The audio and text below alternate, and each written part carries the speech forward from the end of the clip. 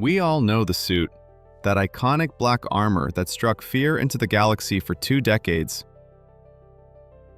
But here is the reality that few people in the galaxy understood. That suit wasn't armor. It was a prison. In Revenge of the Sith, we witnessed the horrifying transformation of Anakin Skywalker.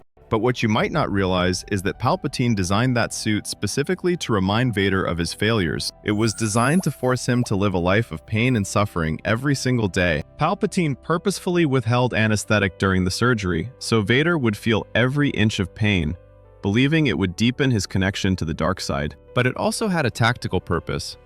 The Emperor built weaknesses into the electronics, specifically a vulnerability to Force lightning, so that if Vader ever turned on him, Palpatine could kill him in seconds. But what if things were different? What if Vader, the mechanical prodigy who built C-3PO as a child, decided he was done being a slave? Our story picks up about 5 years after Revenge of the Sith. The Jedi are on the run, the Empire is rising, and Vader is where he hates to be most, alone with his thoughts.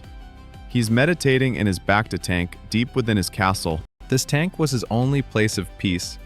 As he floats there, he starts replaying the memories of his surgery. He remembers the thousands of microneedles injecting into his flesh, the claustrophobia of the mask, and the realization that his master, Darth Sidious, was holding him back. He realizes that Palpatine torched him with Force lightning during training, just for his own pleasure, a constant reminder of who held the leash. Suddenly, Vader's eyes snap open.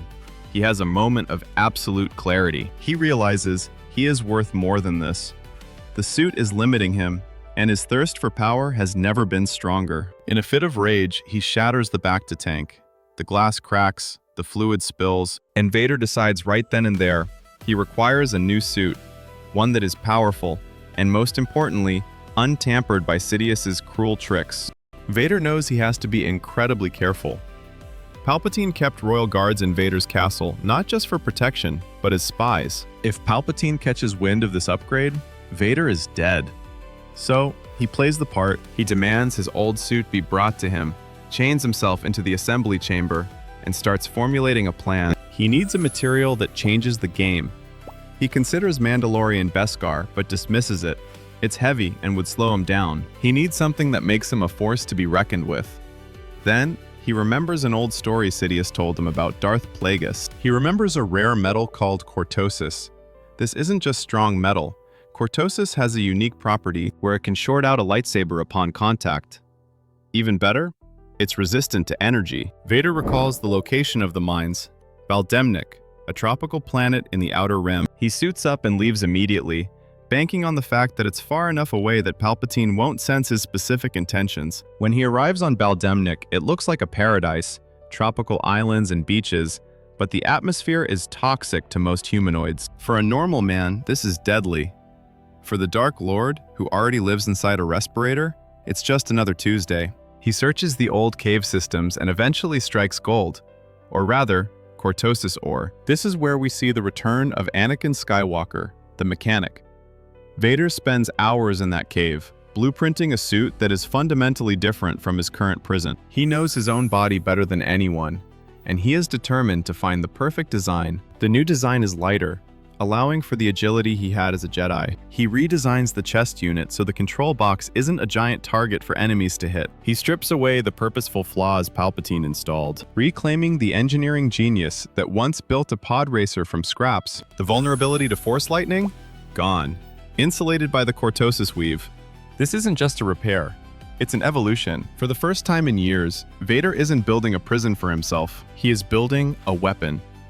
A suit worthy of the Chosen One. And as the final piece locks into place,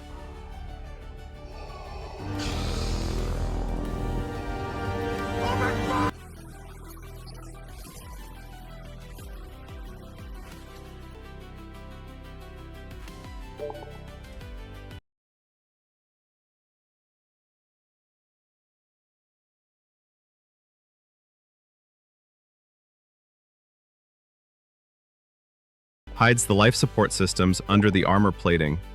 But the most critical upgrade is the insulation.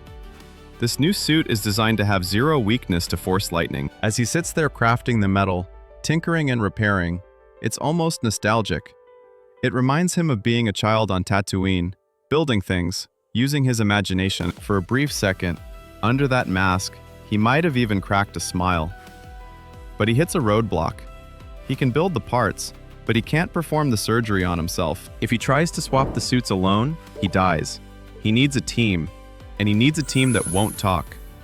He travels the galaxy, recruiting a team of 4 top-tier doctors and 2 medical droids. He gives them no choice but to join him, and warns them, "Speak a word of this to anyone in the Empire, and you die immediately." Back on the toxic planet of Baldemnik, the team gets to work. The doctors have to wear enviro suits just to survive the air. Vader stays awake for the entire procedure, not just to endure the pain this time, but to ensure nobody betrays him. Slowly, the pieces come together. The heavy, clunky Durasteel is replaced with the sleek Cortosis weave. Finally, the new helmet locks into place. Vader rises from the table. Silence. He stands up and realizes he is speechless. He can hear clear sound again. His vision is sharp, no longer tinted red and obscured. His limbs feel intact and responsive. For 5 years, he lived in agony, dragging a heavy metal corpse around. Now, he feels unstoppable. The doctors stand there, terrified. One starts to stammer about their payment. Vader clenches his fist. The medical equipment shakes. He crushes the droids instantly. The 4 doctors drop dead to the floor.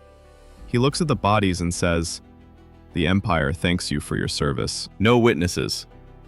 Vader flies his shuttle straight to Coruscant. He has one thing on his mind: power. He is done taking orders, from Watto, from the Jedi Council, and now from Palpatine. He storms up to the Imperial Palace and enters the Emperor's office. Palpatine is there, sitting in his chair. He laughs. He tells the guards to leave. He looks at Vader and says, "Impressive, Lord Vader. Did you seriously believe I did not sense what you were doing?" Palpatine is arrogant. He reminds Vader that he owns him, that he saved him on Mustafar. He decides to end this little rebellion right now. Vader ignites his crimson blade. Palpatine sneers. "So be it, pretender," and unleashes a massive bolt of Force lightning. It hits Vader square in the chest. In the old suit, this would have short-circuited his life support and left him writhing on the floor. Today, it barely makes a scratch. Vader stands his ground. Palpatine is genuinely shocked. "Good," the Emperor says. "I had begun to wonder when you would realize your suit's greatest weakness." Palpatine realizes lightning won't work, so he draws 2 lightsabers from his sleeves and leaps at Vader. They clash. Vader matches him, strike for strike. But here is where the Cortosis comes in. Palpatine goes to slash Vader's arm, a kill shot in any other duel. The lightsaber connects with the armor, and zzz, it shorts out completely. "Cortosis," Vader says. "It seems you didn't sense everything, my master." Before Palpatine can react, Vader swings his new, lighter cybernetic arm and punches the Emperor straight to the floor. Palpatine lies on the floor, defeated. He tries one last manipulation. He tells Vader to strike him down, but warns him, "You will have nobody. You have lost everything.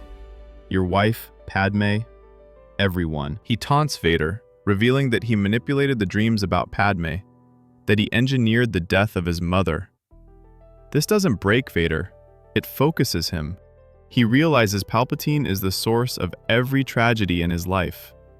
He lifts Palpatine with the Force, broken old man, and says, "I convict you of treason against your new Emperor." He plunges his saber through Palpatine's chest, then flings the body out the window, watching it fall into the depths of Coruscant. The Emperor is dead.